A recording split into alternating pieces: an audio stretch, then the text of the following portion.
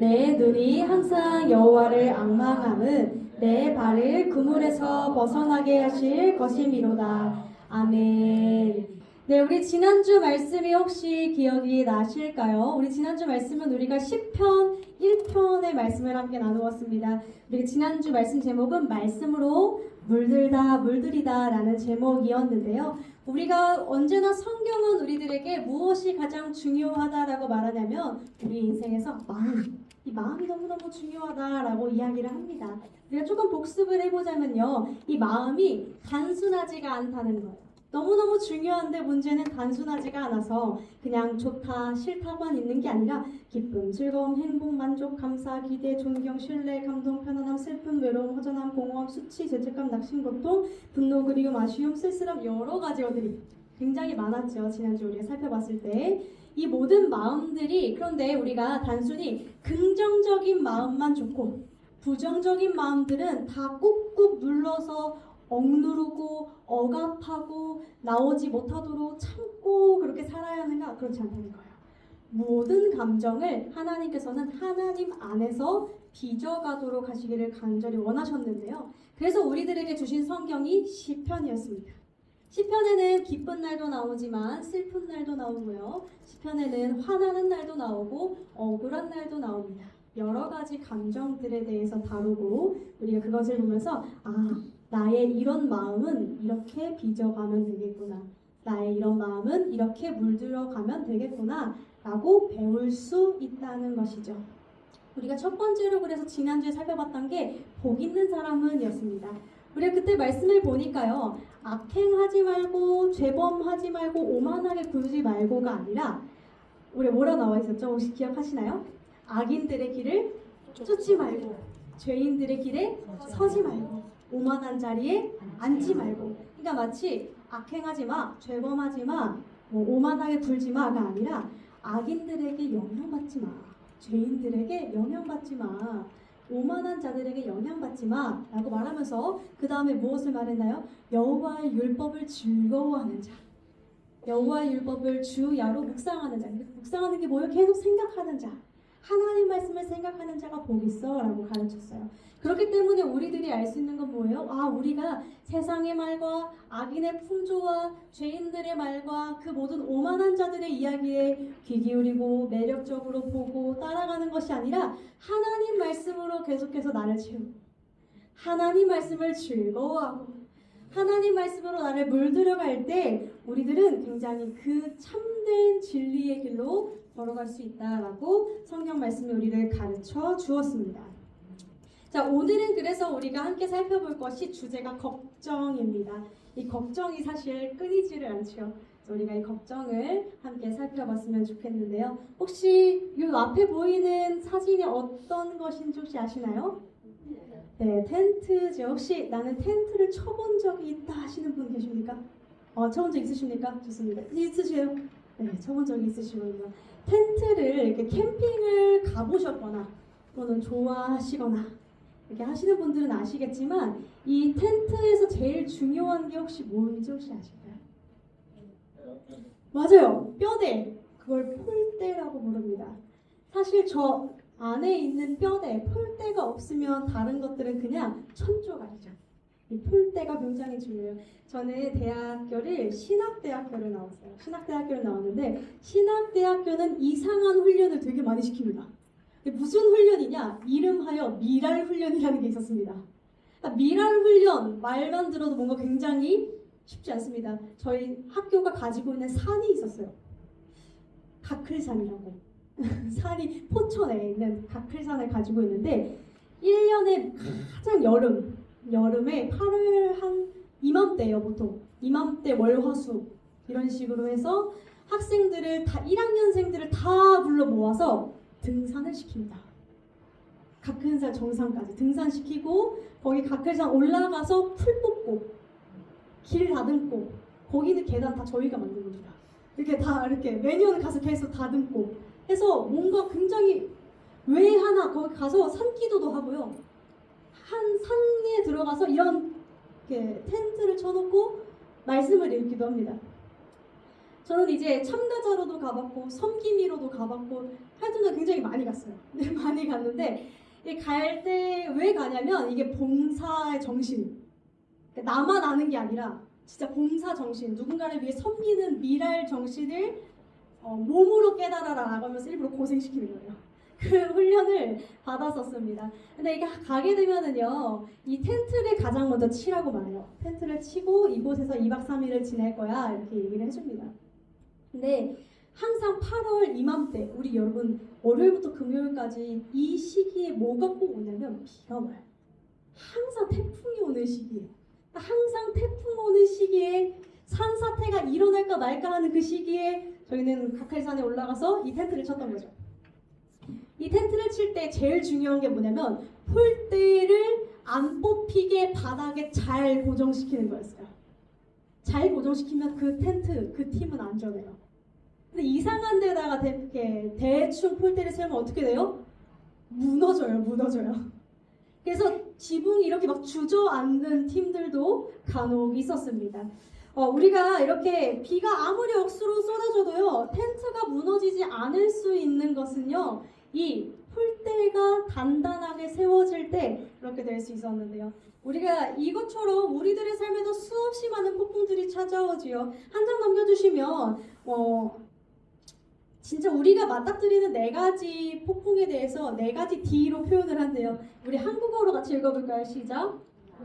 이혼, 질병, 죽음. 인간이 맞이할 수 있는 최악의 고통들 4가지라고 표현을 하더라고요.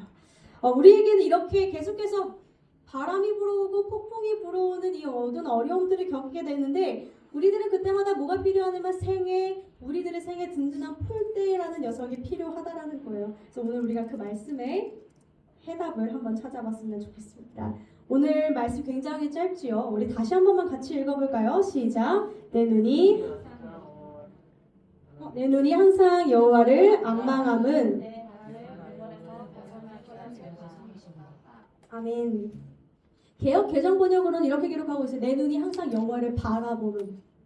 내 눈이 항상 여호와를 바라봄은 내 발을 그물에서 벗어나게 하실 것이기 때문이다 라고 말을 해줍니다. 굉장히 짧은 고백이지만 많은 것들이 함축되어져 있는 표현이죠. 이 다윗은 지금 자신의 눈앞에 그물이 있을 때, 폭풍우가 몰려오고 있을 때 내가 어디로 피해야 되는지 아는 사람인 것처럼 지금 말하고 있습니다. 여러분, 다윗의 인생을 혹시 들어보신 적 있으신가요? 다윗은 굉장히 롤러코스터 같은 인생을 살았어요. 이 다윗의 인생은요, 어렸을 적부터 가족들에게 사랑받지 못하는 내 엄마 아빠가 차별하는, 나만 차별해. 여러분, 우리가 보게 되면요, 정말 그런 경우들, 우리가 가슴 아픈 경우들을 봐요. 우리가 보통 사람들 말해요. 어머니의 사랑, 아버지의 사랑 말하지만 누군가는 이렇게 말하게 돼요. 나는 어머니의 사랑이라 말하고 싶지도 않습니다. 난 아버지가 혐오스럽습니다 라고 말씀하시는 분들도 굉장히 안타까운 사례들도 굉장히 많아요. 근데 그분들 중에 사례를 들어보면 이런 경우가 있어요. 차별받았습니다. 요즘은 그런 추세가 많이 적은데 예전만 해도 아들만 챙겼습니다. 우리 집에서 나는 인격적인 존재로 받아들여지지 않았습니다 하시는 분들도 굉장히 많았었죠. 근데 다윗이 그랬다는 거예요. 다윗은 사랑받지 못했어요. 철저하게 외면받았어요. 그러다가 한 16살쯤 됐을 때 골리앗을 상대로 나라의 전쟁을 이 꼬마 소년이 이기게 되는 엄청난 영웅으로서의 일이 생기는데 이제 승승장구할 일만 남았잖아요. 나라에 공을 세우는. 그런데 공을 세워서 모두가 축하하고 기뻐하는 것이 아니라 갑자기 왕이 나를 질투하기 시작합니다. 왕이 나를 질투해서 사울이 다윗, 나를 죽이려 하는 일들이 16살 때부터 그가 겪게 됩니다. 그때부터 그는 도망자의 삶을 살았고요. 동굴에 숨어 살고 해외로도 피하고 심지어 미친 척을 하면서 침을 질질 흘리면서까지 일단 살아남아야만 했습니다. 그러다가 그가 결국에는 왕이 되는데 말년에는요, 자신의 아들이 나를 향해서 반역을 일으키는 일들이 생기고 자신의 자식들이 서로 죽이는 일들이 생기고 그런 일들을 반복해서 겪게 되면서 다윗은 참으로 고생스러운 인생을 살았던 사람이었다는 겁니다. 근데 그 모든 고난을 겪어왔던 다윗이 하는 말이 이렇게 말한다는 거예요. 내가 내 발에 그물이 있을 때 나는 여호와만을 내 눈은 바라본다라고 말하고 있다는 거예요. 저는 이 말씀을 굉장히 좋아해요. 왜냐면 이 표현이 되게 한번 생각해보면 되게 재밌어요. 그럼 우리가 내 발에 뭔가 거슬리는 것들이 있으면 우리가 어디를 봐야 되나요? 땅을 봐야죠. 그렇죠? 이거 그물이 막 이렇게 쳐져 있으면 이 그물을 내 발에서 빼내기 위해서 이쪽 발을 바라보면서 내가 그물을 밟을까 안 밟을까 길을 살피면서 걸어야 되죠. 그런데 지금 다윗이 말하고 있는 건 내 눈앞에 그물이 있는데 나는 여호와를 바라봅니다 라고 말하고 있다는 거예요. 난 여호와를 바라봅니다. 여러분 이거 굉장히 놀라운 표현이지요. 우리가 진짜 이 다윗이 말하는 것은요, 내가 이 그물에서 벗어나는 이 방법이 더 주의 깊게 그물을 살피는 것이 아니라 나의 시선을 하나님께 고정하는 것이라고 우리들에게 가르쳐 주고 있다는 것입니다. 여러분 우리가 왜일까 한번 생각해 볼 필요가 있는 것 같아요. 우리가 너무 익숙하죠. 사실 하나님을 바라보라, 어려울 때 주님을 보라, 괴로울 때 주님께 시선을 돌리라, 주님께 말씀을 의지하고 주님을 더 바라보고, 너무나 항상 듣는 말인데 우리가 한번 이렇게 생각해 볼 필요가 있는 것 같아요. 왜 주님을 바라봐야 합니까? 왜 하나님을 바라봐야 합니까? 얼른 해결해야 될 시간이 아니라 왜 주님을 바라봐야 하는가? 우리가 한번 생각해 볼 필요가 있다는 것이죠. 한 장 넘겨주시면요, 우리 함께 읽어볼게요. 시작. 하나님의 주권. 그러니까 다윗은 지금 하나님의 주권을 알고 있는 사람이었어요. 주권의 뜻을 뭐라고 지금 정의하고 있나요? 주인으로 다스리는. 맞아요. 그러니까 하나님이 주인 되시고 하나님에게 권세가 있기 때문에 라고 말하고 있는 건데요.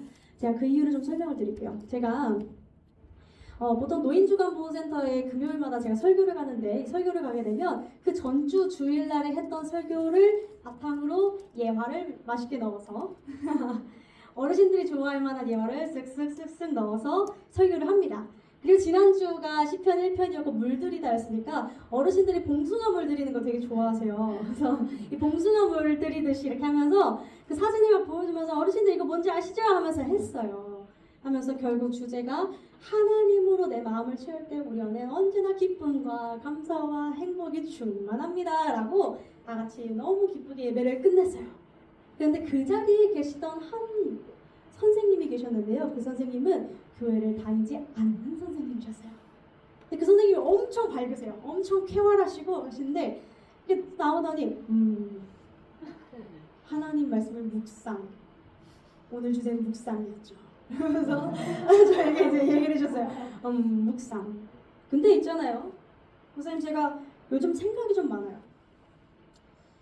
다 말할 순 없겠지만 제가 여러 가지 일들이 좀 많아서 그 뭐랄까 생각이 번잡스럽다 해야 되나? 좀 그래요. 갈피를 잘 못 잡고 있어요. 그렇게 말씀을 하시는 거예요. 그렇죠. 근데 목사님 말씀에 따르면은 그 하나님이라는 그분을 계속 생각하고 그 말씀을 계속 읽고 뭐 그렇게 하라는 것 같은데, 그런다 해도 현실은 안 달라지잖아요. 자기 정신 승리하는 거 아니에요? 이렇게 이야기를 하시더라고요. 굉장히 일리 있는 말이죠. 어떻게 생각하세요? 일리 있고 예리한 지적이죠. 그쵸. 맞습니다. 사실 그러고 나서 더 얘기를 못했어요. 왜 못했냐면 이제 어르신을 이제 모시고 가는 중간이어서 더 긴 얘기를 못했는데, 그렇죠. 우리도 이런 고민을 하게 돼요. 하나님을 바라보라는 게 이게 잘 하자는 건지도 잘 모르겠고, 그렇죠? 그냥 기도하라는 거겠지? 말씀 읽으라는 거겠지? 우리가 이렇게 정리가 되곤 한단 말이죠. 근데 여러분 우리가 진짜 중요한 건 생각해봐야 되는 게, 신앙은 관계라는 걸 한번 곰곰이 생각해볼 필요가 있어요. 언제나 우리가 우리의 기본 원리는, 우리들이 가지고 있는 신앙은 관계라는 걸 기억하셔야 돼요. 이 관계가 왜 중요하냐면요, 여러분 25편 시편 25편 말씀을 보면 다윗이 내가 내 눈은 새하늘로 읽어드릴게요. 내 눈이 항상 여호와를 향해 있다네. 여호와가 내 발을 그물에서 빼내주실 거거든 이라고 말하기 전에 뭐라 나오냐면요. 주님은 좋은 분이시고 여호와는 좋고 올곧은 분이시고 주님은 신실하시고 주님은 성실하시고 주님은 정의로 이끄시는 분이시고 주님은 한결같으신 분이시고 주님은 참된 분이시야 라고 주님이 어떤 분인지를 기록하고 있어요. 여러분 이게 굉장히 중요해요. 우리 오후 예배 때 함께 나눴죠. 우리 하나님의 속성 4가지 기억나시나요? 하나님은 영이시고 하나님은 전능하시고 전지하시고 사랑이시고 맞아요. 우리가 근데 그걸 왜 배웠을까요? 우리가 이게 왜 중요하냐면 그분이 나랑 관계가 있으니까 중요한 거예요. 자 이렇게 생각해봅시다. 하나님은 나의 아버지 되신대요. 여러분 우리가 그냥 저기 멀리 떨어져 있는 옆 동네 신이라면 옆 동네 귀신이라면 그 귀신이 신실하든 말든 뭔 상관이에요. 그 귀신이 성격이 괴팍하든 그 귀신이 성격이 좋든 뭐 처녀 귀신이 그냥 성격이 좀 우리 속된 세상 표현으로 지랄 맞든 그렇지 않든 무슨 상관이에요 나랑. 근데 내 아버지시기 때문에 의미가 있는 거예요. 내 아버지 되시는 하나님이기 때문에 그분이 신실하시다는 것이 얼마나 큰 위로가 되는지 몰라요. 여러분 나의 아버지, 나의 친구, 나의 남편, 나의 옆에 있는 사람이 어떤 존재, 어떤 사람이냐, 어떤 성격을 띠고 있느냐는 너무너무 중요하거든요. 그것에 따라 내가 이 사람을 믿어도 될까 말까를 결정할 수 있게 되죠. 이 사람은 믿음직스러운 사람이야. 이 사람은 나한테 한결같이 변덕스럽지 않고 사랑을 계속 줬어. 이러나 저러나 내가 나다운 모습을 보여줄 수 있도록 나에게 사랑을 준 사람이야. 믿음직스러워. 이 사람이 옆에 있으면 든든해. 라는 것은 그 사람이 어떤 존재인지 어떤 사람인지에 따라 달라지죠.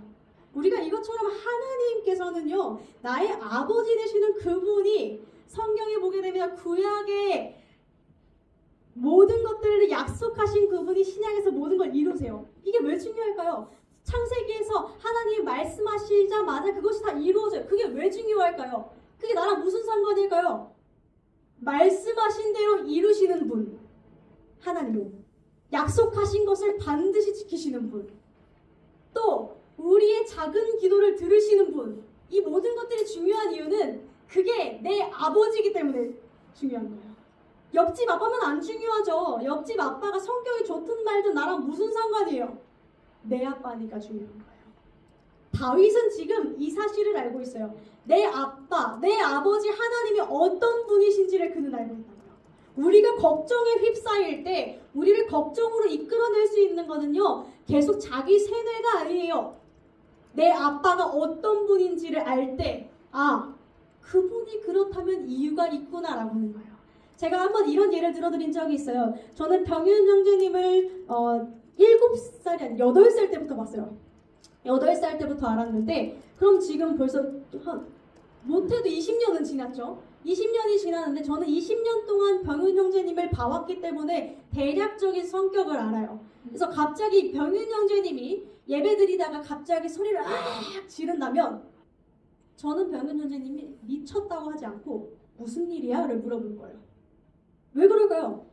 아니까. 이 사람이 괜히 그러지 않을 거라는 걸 아니까. 보통 이런 일이 있지 않고서야 갑자기 소리 지르지 않을 것이라는 것을 아니까. 그러니까 우리가 걱정되는 순간들이 있죠. 왜 없겠어요? 있어요. 있는데 그럼에도 그 걱정에 우리가 휩싸여서 끌려다니지 않고 우리가 중심을 지킬 수 있는 이유가 뭐라고요? 내 하나님을 아니까. 내 아빠를 아니까. 내 아빠가 이유 없이 그럴 분이 아니거든요. 내 아빠 선하시거든요. 내 아버지 하나님은 선한 분이거든요. 나를 버려두지 않거든요. 그분이라는 것을 우리가 말씀을 통해 날마다 배우고, 그래서 우리가 말씀으로 물들여줘야 된다는 거예요. 왜요? 그분이 어떤 분이신지를 적어놨고 그분이 어떤 분이신지를 우리들의 믿음의 선조들이 경험한 걸 기록했고 또 우리가 간증을 하죠. 왜 간증이 중요한가요? 하나님이 이런 분이셨어 라는 그 기록을 또 남기고 그걸 또 누군가가 듣고 볼 때 하나님이 그런 분이야? 너네 아버지 되시는 분이 그런 분이야? 내 아버지도 되고 싶다. 이렇게 연결이 되는 관계가 확장되는 거라는 거예요.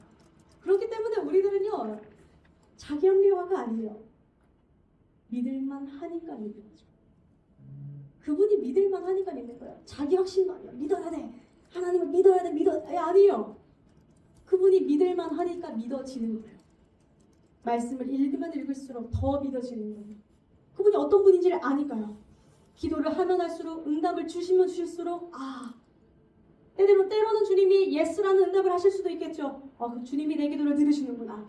또 때로는 노라는 응답을 하실 수도 있겠죠. 나에게 선한 길이 아니었나 보다 하는 것을 우리가 시간이 지나면서 경험하게 될 때 우리들은 주님이 때로는 나의 길을 막으셔도 맞아 주님이 예전에 내 길을 막으셨었는데 그게 나에게 피해가 되는 일이 아니라 오히려 좋은 일이었어 라는 것을 떠올릴 때 우리들은 그것을 기다리고 그분을 신뢰할 수 있게 된다는. 제가 어렸을 때 저희 어머니가 저 때문에 굉장히 많이 힘드셨었어요. 제가 방황을 너무 오랜 시간 동안 했었어가지고 많이 힘드셨었는데 제가 아직도 기억나요. 우리 교회 이사 오기 전 교회가 지하교회였잖아요. 근데 이제 제가 그날도 여전히 엄마에게 화가 나 있었어요. 엄마가 저에게 뭐라고 하셔가지고요. 뭔진 기억이 안 나요. 그렇지만 분명히 큰일은 아니었을 거예요. 아마도 뭐 뻔하겠죠. 핸드폰이거나 아니면 뭐 제가 늦게 들어왔거나 예배 때 제대로 안 했거나 뭐 그것 중에 하나였을 거예요. 주일이니까. 제가 막 짜증이 나면서 씩씩거리면서 막 올라갔어요. 그러니까 나연자매가 말리면서 올라요. 예지야 왜 그래? 이러면서 막 따라와요. 기억이 나요. 그러면서 제가 지하에서 올라와서 바닥에 우리 주차장 있는 그쪽이잖아요. 바닥에 이렇게 주저앉아가지고 제가 이 말을 했던 게 아직도 기억나요. 엄마는 날 싫어해. 제가 그랬어요. 엄마는 날 싫어해. 제가 그것이 중학교 때인지 고등학교 때인지 잘 모르겠어요. 그렇지만 제가 분명히 그렇게 말했어요. 엄마는 날 싫어해. 제가 엄마는 날 싫어해라고 말하게 된 근거가 뭐예요? 엄마가 내가 하고 싶은 걸 못하게 해서 내 마음대로 못하게 해서 뭔가 나한테 제재를 가해서 엄마는 날 싫어해라고 그때는 판단을 했어요. 그렇지만 시간이 지나고 나서 어머니가 저에게 지금 똑같이 너 이건 아니야 예지야 라고 했을 때 제가 똑같이 얘기할까요? 엄마는 날 싫어해. 이 나이 먹고 목사 안수 받고 나서 엄마는 날 싫어해. 그렇지 않죠. 저는 왜 이제 그러지 않나요? 엄마의 지도가 엄마의 가르침이 나에게 해가 되지 않았고 엄마의 가르침이 나를 위한 길이라는 것을 깨달았기 때문에 경험적으로 알았기 때문에 이제는 엄마가 뭐라고 하시면 가끔 짜증을 낼 수는 있겠지만 그렇다고 엄마가 나를 싫어한다고 판단하진 않는다는 거예요. 그러니까 우리가 하나님이랑도 관계라서 이 부분이 굉장히 중요해요. 경험하는 거예요. 그분이 나에게 그래서 교회는 방관자로 있으면 안 돼요. 항상 언제나 참여자로 있어야 돼요. 그래야 경험하고 그분을 아는 지경이 넓어지고 그분에 대해서 더 깊이 알게 되기 때문이에요. 듣기만 해서 모르거든요. 그것이 진짜 나의 삶에 와닿을 때 이런 분이구나 끄덕끄덕하고 알아지기 때문에 그래요.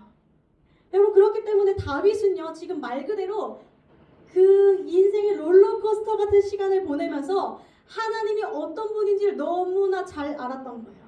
말로 다 표현할 수 없지만 그가 할 수 있는 최대의 찬사는 이거예요. 주님은 좋은 분이야. 주님은 진짜 좋은 분이야. 주님은 진짜 선한 분이야. 그가 하시는 최고의 찬사였어요. 그렇기 때문에 그는 뭘 의지할 수 있어요? 하나님이 주인으로서 가지는 권한과 권세, 그분이 나의 발을 그물에서 빼내실 것, 그것을 믿고 따르고 의지할 수 있었다는 거예요. 그 믿음으로 그리고 걱정에서 헤엄쳐 나올 수 있었다라는 것이죠. 사랑하는 성도 여러분, 사람들은요 무언가 내가 통제하고 싶은데 통제되지 않았을 때 스트레스를 받는데요. 그렇죠? 실제로 이 독일의 연구에 따르면 사람이 심장마비 걸릴 확률이 높아지는 순간이 있대요. 3배나 높아지는 순간. 언제냐면 교통체증이 있을 때. 교통체증으로 꽉 막혀 있으면 사람의 심장마비 걸릴 확률이 스트레스 받아가지고 3배나 높아진대요. 하여튼 사람들은 이렇게 통제하고 싶어 하죠. 그리고 운전대를 잡으면 좀 예민해지고 좀 더 화를 많이 내는 이유가 뭐예요? 내가 아무리 잘 운전을 해도 옆에서 이상한 사람이 들이받아 버리면 끝이잖아요. 통제할 수가 없거든요. 그래서 우리가 항상 스트레스를 받는 건데 우리가 보게 되면 우리들은 나름의 노력으로 나의 모든 상황들을 통제하려고 나름 애쓰고 살아요. 노력하고 성실할 때는 성실하고 또 계획할 건 계획하고 하죠. 그렇지만 우리가 그럼에도 불구하고 인정해야 될 영역이 뭐냐면 내가 다 할 수 없다는 거예요. 내가 다 할 수 없다는 것이죠. 제가 지난 금요일에도 이 간증을 함께 나눴어요. 우리 인간의 여정 중에 갓난아이 시절과 노년기가 있는 이유가 뭘까 고민을 해보게 됐다고요. 우리가 청년의 때는 모든 걸 다 할 수 있을 것 같고 청년의 때에는 혈기가 넘치고 정말 내가 좀만 더 하면 다 될 것 같고 하는 그 시절을 겪지만 사람은 언제나 도움을 받으면서 자라나게 되어 있고 또 누군가의 도움을 받다가 하나님의 부르심을 받게 되어 있도록 기본 세팅이 그렇게 되어져 있다는 거예요. 하나님이 인간을 청년으로 태어나게 해서 청년으로 죽으면 얼마나 좋을까요? 그렇죠? 다 같이 무릎도 안 아프고 허리도 안 아프고 그냥 나 혼자 씩씩하게 걷다가 어느 날 갑자기 누워서 그냥 자고 천국 가면 좋을 텐데 이 시절에 만들어 두신 이유가 뭘까 곰곰이 생각해 보면 우리가 우리의 힘으로 다 통제할 수 없다는 걸, 나 잘났다고 다 할 수 없다라는 걸 아마 온 여생을 통해 깨닫게 하시려는 게 아닐까 그런 생각을 해봐요. 사랑하는 성도 여러분, 성경에는 하나님에 대해서 이렇게 가르쳐주고 있습니다. 우리 같이 한번 말씀을 읽어볼게요. 시작. 그 어떤 지혜와 통찰력과 묘안도 하나님은 하늘의 군대에게든지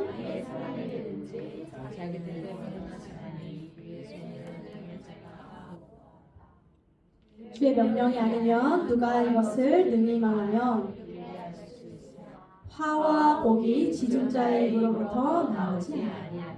성경은 하나님에 대해서 이렇게 가르칩니다. 그 어떤 지혜도 그 어떤 통찰력도 여호와를 닮았습니다.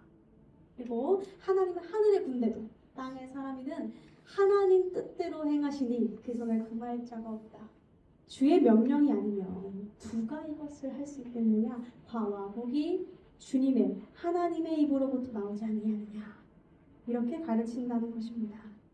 사랑하는 성도 여러분, 그렇기 때문에 그분이 어떤 분인지를 말씀을 통해서 또 우리의 삶의 경험을 통해서 누군가의 간증을 통해서 우리가 듣고 말씀으로 물들일 때마다 우리들은 그분을 의지하고 의뢰하고 신뢰하고 바라볼 수밖에 바라봐야 합니다가 아니라 바라볼 수밖에 없다는 것이죠.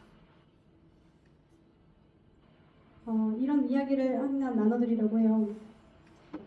빌 프레이라는 사람이 소망의 춤이라는 책에서 이런 얘기를 나눠요. 그 당시 자기가 11살이었대요. 11살 소년일 때 자기한테 맡겨진 업무가 있었는데 땔감 모으기였대요. 나무 땔감 모으기야.